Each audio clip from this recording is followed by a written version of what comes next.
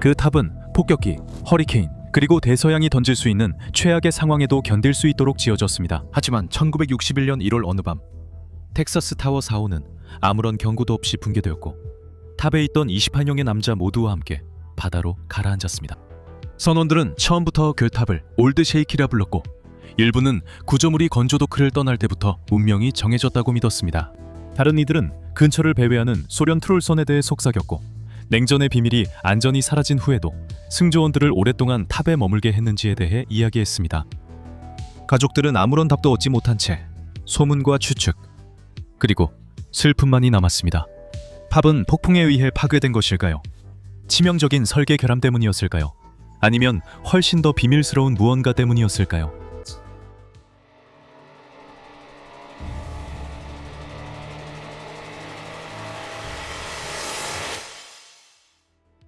(1952년 8월 1일) MIT의 링컨 연구소 연구원들은 소련의 장거리 폭격기가 미국 영공에 도달하기 전에 이를 탐지하는 방법에 관한 보고서를 발표했습니다.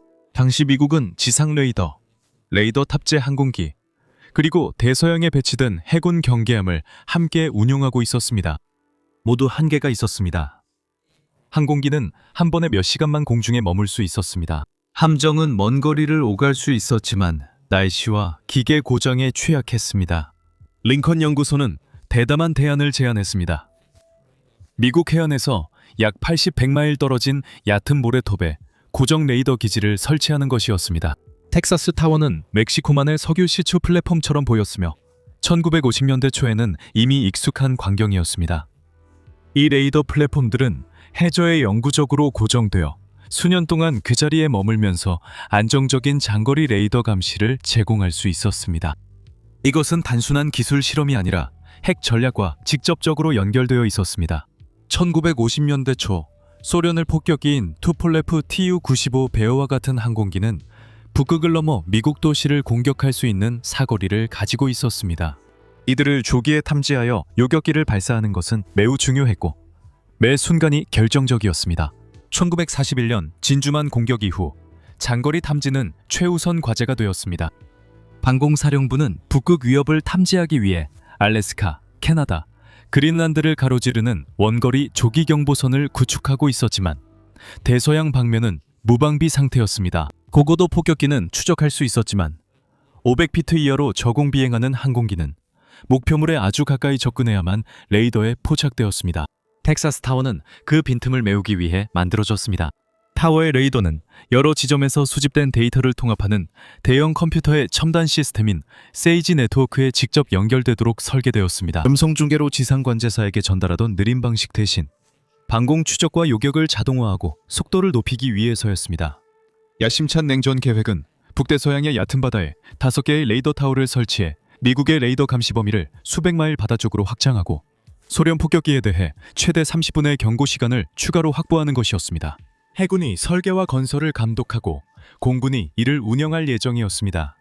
컨설턴트와 엔지니어들로 구성된 컨소시엄이 결성되었고 우주올 해양연구소가 가혹한 현장 조건에 필요한 중요한 바람과 파도 데이터를 제공하기로 했습니다. 1954년 10월 1일까지 공학 연구를 통해 타워가 기술적으로 실현 가능하다는 것이 확인되었고 이에 따라 텍사스 타워 프로그램은 구상 단계에서 건설 단계로 넘어갔습니다. 두 개의 건축 엔지니어링 회사가 타워 설계를 맡게 되었습니다. 두 회사 모두 해양공학 경험은 있었지만 이 프로젝트만큼 대규모는 아니었습니다.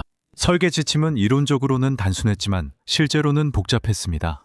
대서양에 고정식 레이더 기지를 건설하되 허리케인급 강풍과 거센 파도를 견딜 만큼 튼튼하면서도 여러 구획으로 나누어 제작해 예인할 수 있을 만큼 가벼워야 했습니다. 대서양의 겨울 폭풍은 쉽게 10m 높이의 파도를 만들어냅니다. 여름과 가을의 허리케인은 시속 약 120마일에 달하는 강풍을 몰고 오며 깊은 바다에서는 15m가 넘는 파도도 드물지 않습니다. 삼각형 관철 플랫폼은 한 변이 55m로 설계되었으며 지름이 거의 4m에 달하는 속이 빈 강철 케이스는 3개 위에 세워졌습니다. 이 세종은 콘크리트 라이닝으로 채워지고 강철로 부강되었습니다. 각 다리에는 연료 탱크, 물 저장소, 그리고 설비 배관가 들어 있었습니다. 한 다리에는 해수 유입구와 식수를 만들기 위한 담수화 시설이 있었습니다.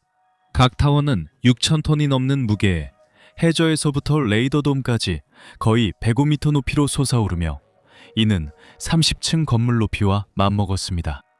플랫폼 가판은 수면이 20m 높이에 위치하게 되며 대부분의 파도를 피할 수 있을 만큼 높지만 여전히 가장 큰 너울에는 노출되어 있었습니다. 3개의 다리는 안정성을 제공하고 하중을 고르게 분산시키며 4개의 다리가 있는 플랫폼에 비해 건설을 최소화할 수 있었습니다. 하지만 삼각형 구조는 한쪽이 약해질 경우 그 응력이 구조 전체로 빠르게 전달되고 증폭될 수 있다는 의미이기도 했습니다.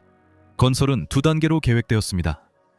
삼각형 플랫폼 가판은 레이더 타워, 생활공간, 그리고 장비가 이미 설치된 상태로 드라이도크에서 제작될 예정이었습니다.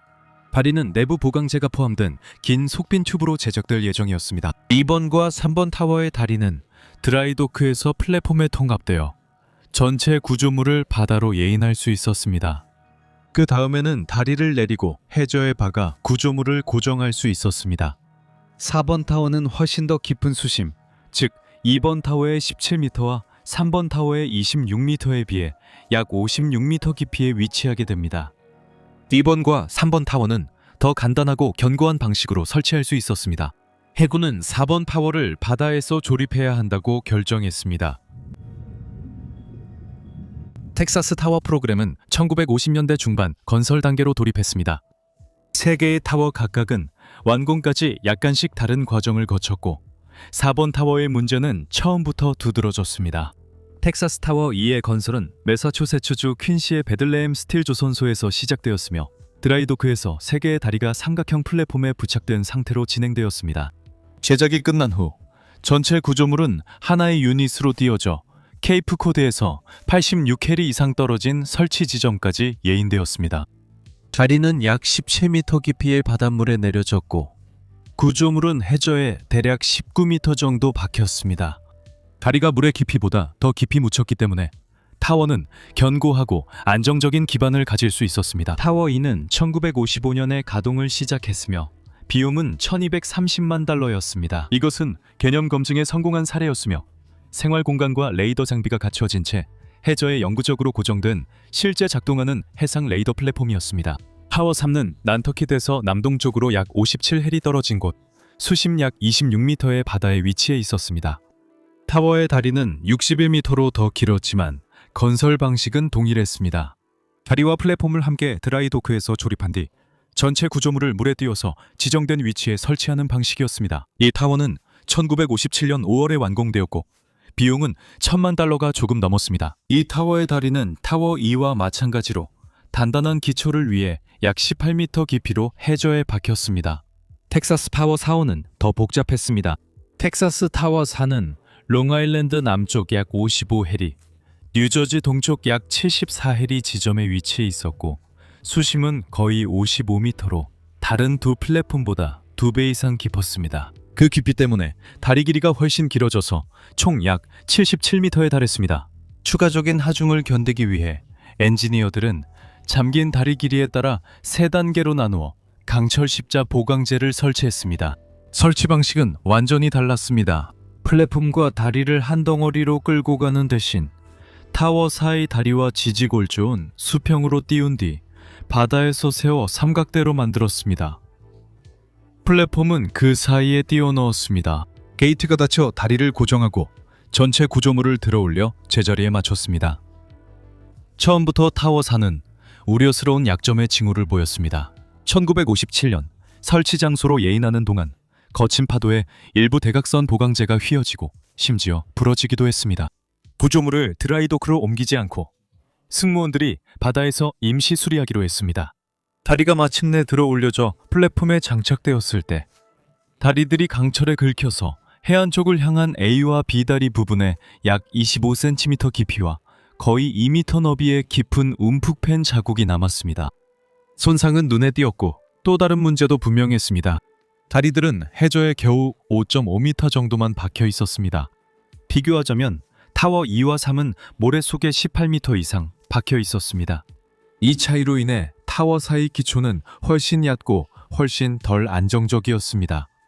서류상으로는 견고한 요새처럼 보였습니다. 하지만 실제로는 건설된 순간부터 숨겨진 약점을 안고 있었습니다. 1957년 말이 되자 텍사스 타워들은 더 이상 단순한 시제품이 아니었습니다. 승무원들이 탑승해 있었고 시스템이 가동 중이었으며 레이더 데이터가 본토로 전송되고 있었습니다. 해상 레이더 플랫폼이라는 아이디어가 현실이 되었지만 실제로는 계획에서 약속했던 것만큼 안정적이고 신뢰할 수 있지 않았습니다. 각 타워는 작은 고립된 해상기지처럼 운영되었습니다. 이곳에는 75명 사병과 8명 장교가 지낼 공간, 조리실, 식당, 의무실, 휴게 공간이 마련되어 있었습니다. 가장 아래 갑판에는 탱크, 펌프, 그리고 정비 장비가 있었고 위쪽 갑판에는 레이더와 통신 시설이 있었습니다. 승무원들은 긴 교대 근무를 하며 종종 몇 주씩 머물렀습니다. 보급품과 교대 승무원들은 배나 헬리콥터로 도착했습니다. 초기에는 개조된 해안 경비대 경비함 뉴 베드포드가 운항을 맡았으며 크레인과 도넛 모양의 인원 바구니로 사람들을 태웠습니다. 바다가 잔잔할 때는 부드럽게 느껴졌지만 거칠어지면 놀이공원 놀이기구처럼 느껴졌습니다. 나중에는 H-21 워크호스와 시코르스키 S-61 같은 헬리콥터가 투입되어 한 번에 최대 28명의 인원을 이동시켰습니다. 북계 서양의 거칠고 시끄럽고 덜컹거리는 환경에도 불구하고 선원들은 자신들만의 일상을 만들어갔습니다. 신선한 빵을 굽고 제한된 재료로 식사를 준비하며 떠있는 전초기지에서 사기를 유지하기 위한 소소한 습관들을 찾았습니다. 이 타워들은 레이더 범위를 대서양 깊숙이 확장하기 위해 지어졌고 그 역할을 꽤 잘 해냈습니다. 레이더는 고고도에서 B-47과 같은 대형 항공기를 약 200캐리 밖에서 포착할 수 있었습니다. 하지만 저고도에서는 시스템이 어려움을 겪었습니다. 수면에서 약 150m 높이로 비행하는 항공기는 50캐리 밖에서만 포착할 수 있었습니다. 이로 인해 저고도 폭격기 공격에 심각한 사각지대가 생겼고 이것이 바로 타워들이 막으려던 것이었습니다. 공중 조기 경보기가 여전히 순찰을 돌며 타워들이 볼 수 없는 부분을 메워야 했습니다. 레이더가 제대로 작동하더라도 그 데이터를 육지로 전송하는 것은 또 다른 도전이었습니다. 타워들은 정보를 세이지 컴퓨터 시스템에 직접 전달하도록 설계되었지만 업그레이드는 일정에 뒤처졌습니다. 그동안에는 운영자들이 많은 정보를 구식 방식대로 무전기로 음성 전달해야 했습니다. 여름 날씨는 문제를 더욱 악화시켰습니다. 갑작스러운 온도 변화로 인해 레이더 신호가 굴절되어 화면에는 허위 반향과 허상 항적이 가득했습니다. 삼각형 갑판의 공간도 비좁았습니다. 3개의 레이더돔, 여러 개의 통신용 접시 안테나와 무거운 안테나들이 모두 공간을 차지하려고 경쟁했습니다. 그 아래에서는 운영 요원들이 비좁은 레이더실에서 근무했는데 그곳은 디젤 발전기, 회전하는 안테나, 그리고 끊임없이 움직이는 바다 때문에 덥고 시끄러우며 계속 진동했습니다. 이렇게 많은 장비가 서로 가까이 밀집되어 있다 보니 전자기 간섭은 피할 수 없었고 그 결과 시스템은 가장 필요할 때 종종 신뢰할 수 없게 되었습니다. 가장 큰 문제 중 하나는 움직임이었고 엔지니어들이 대비했지만 완전히 해결하지는 못했습니다. 탑은 고정되어 있었지만 일부 폭풍은 탑을 흔들고 진동하게 만들었습니다. 이런 흔들림이 너무 자주 일어나서 공군 요원들은 4번 타워에 올드 쉐이키라는 별명을 붙였습니다. 이것은 승무원들에게 불편할 뿐만 아니라 레이더가 제대로 작동하려면 안정적인 플랫폼이 필요했습니다. 특히 4번 타워에서 문제가 더 심각했습니다. 더 깊은 물에서는 긴 다리가 더 많이 휘어졌습니다. 얕은 기초는 해저를 덜 단단히 잡아주었습니다. 건설 중에 발생한 손상으로 약한 지점이 생겨 진동이 더욱 심해졌습니다. 1958년 말 완공된 지 불과 1년 만에 타워사는 이미 예상보다 더 많은 구조적 응력을 보이고 있었습니다. 1958년까지 텍사스 타워들은 완공되어 가동 중이었지만 가장 힘든 시험은 아직 남아 있었습니다. 북대 서양은 거칠고 1년 안에 폭풍이 타워사를 강타하면서 그 설계와 구조가 얼마나 취약한지 드러나게 됩니다. 1958년 8월 24일 미국 해양대기청은 마이애미에서 동북동쪽으로 약 260해리 떨어진 곳에서 열대성 폭풍을 발견했습니다. 며칠 만에 이 폭풍은 허리케인 데이지로 세력이 강해져 통속이 최대 120노트, 즉 시속 약 140마일에 달했습니다. 데이지는 거의 바로 타워 4위를 통과했습니다. 폭풍은 15m가 넘는 파도와 타워가 견딜 수 있도록 설계된 것보다 더 강한 바람을 몰고 왔습니다. 데이지가 지나간 후 잠수부들이 타워를 점검했습니다. 15m 높이의 파도는 강철 화물선도 장난감처럼 집어던질 수 있습니다. 타워는 파도를 타지 않고 정면으로 모든 힘을 받아냅니다. 파도가 몰아칠 때마다 다리에 스트레스가 가해집니다. 계속해서. 그게 바로 제가 수면선 부근의 사례들에서 계속 발견하는 패턴입니다. 바다는 모든 구조물, 모든 설계, 그리고 모든 사람을 한계까지 밀어붙입니다. 잠수부들은 AB측 20m 지점에서 느슨해진 보강재를 발견했습니다. 이쪽은 공사 중에 손상됐던 바로 그 면입니다. 보강재가 제대로 고정되어 있지 않았습니다. 해군은 원래 시공업체를 다시 불러 수리를 맡겼습니다. 작업이 끝나기도 전에 1958-59년 겨울 동안 타워사는 5번 더 폭풍을 맞았습니다. 이때 바람은 시속 90마일, 파도는 10m에 달했습니다. 수리는 1959년 5월이 되어서야 완료되었습니다. 이후 잠수부들은 타워의 움직임이 확실히 줄어들었다고 보고했습니다. 잠시 안정적으로 보였습니다. 그 안정성은 오래가지 못했습니다.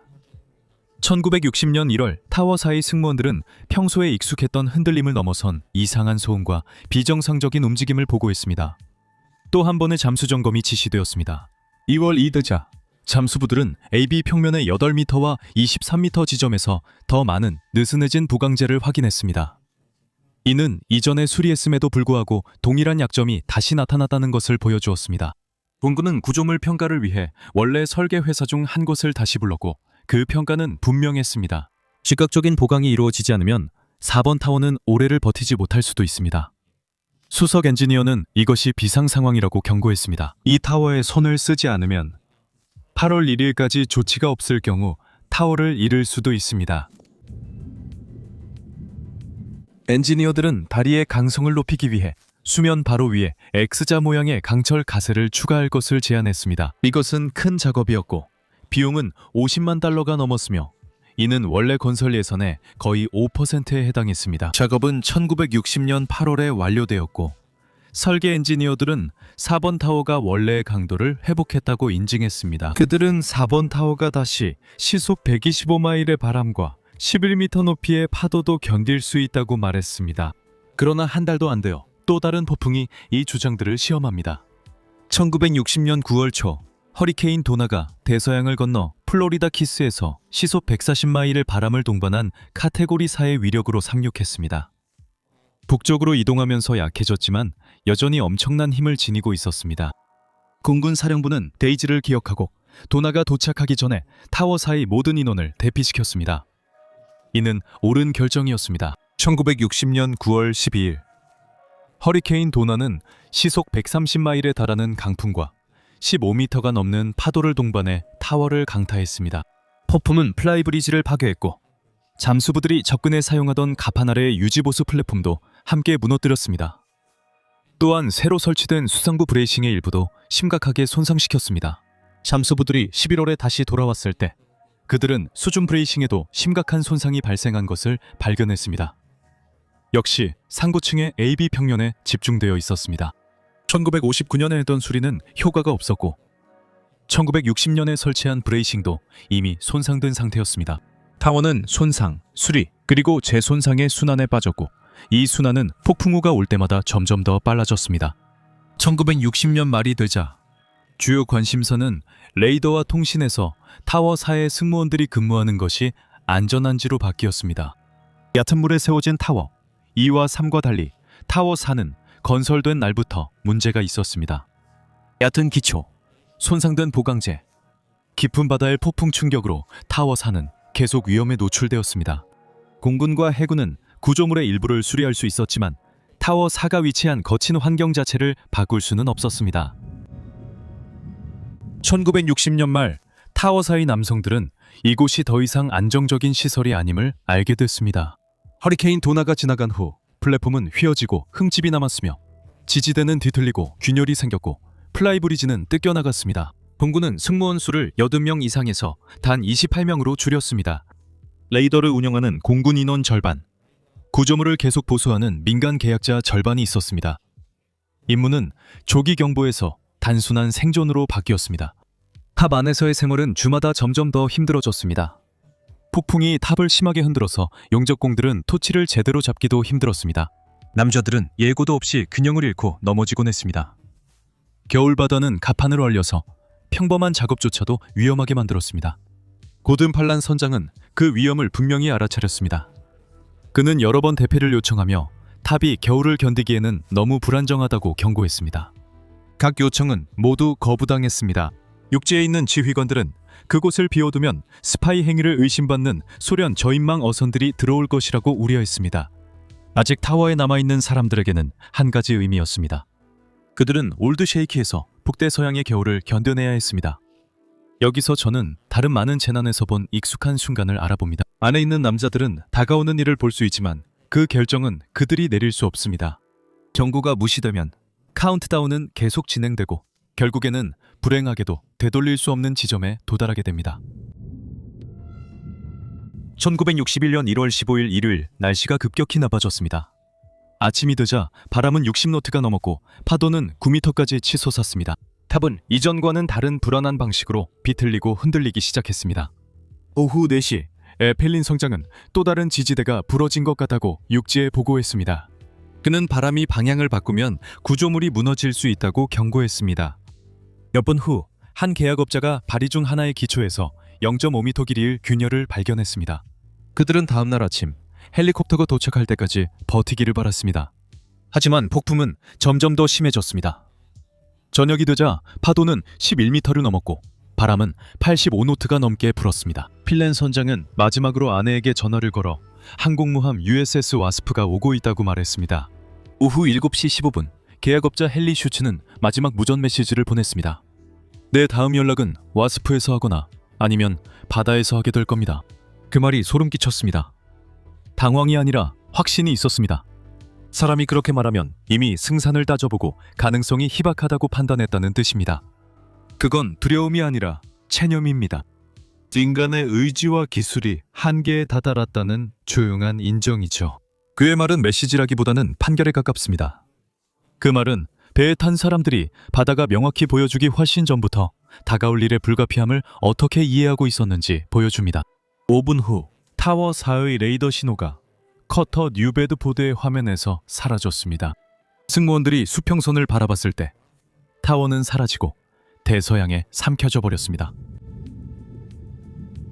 타워 4가 레이더에서 사라지자 즉각적으로 대응이 이루어졌지만 플랫폼을 무너뜨린 그 혹독한 환경 때문에 구조는 거의 불가능했습니다.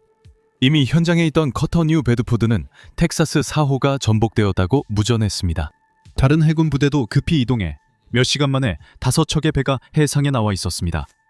항공모함 USS 와스프와 구축함 FT 베리, 노리스, 로이드 토마스, 그리고 메카프리입니다. 날씨 때문에 그들의 노력은 거의 헛수고가 되었습니다. 바람은 여전히 80노트가 넘었고 파도는 계속 높아졌으며 시야도 좋지 않았습니다. USS 와스프에서의 헬리콥터 작전은 연기해야 했습니다. 상황이 조금 나아지자 함선은 타워가 있었던 지점을 수색했습니다. 수면 위에는 거의 아무것도 남아있지 않았습니다.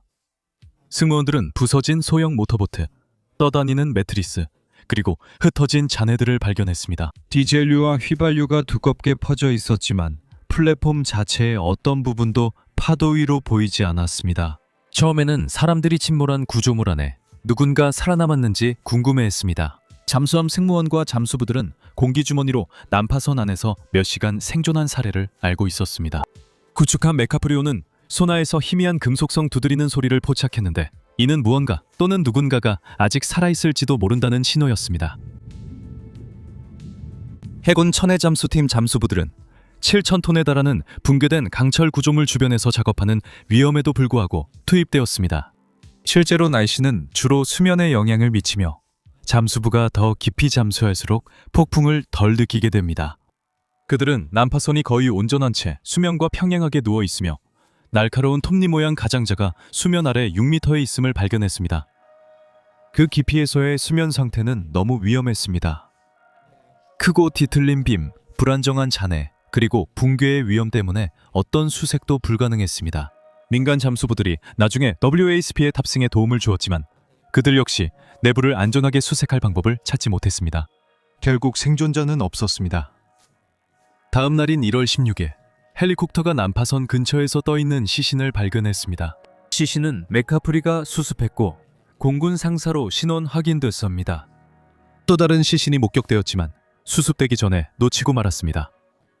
광범위한 수색에도 불구하고 다른 유해는 발견되지 않았습니다.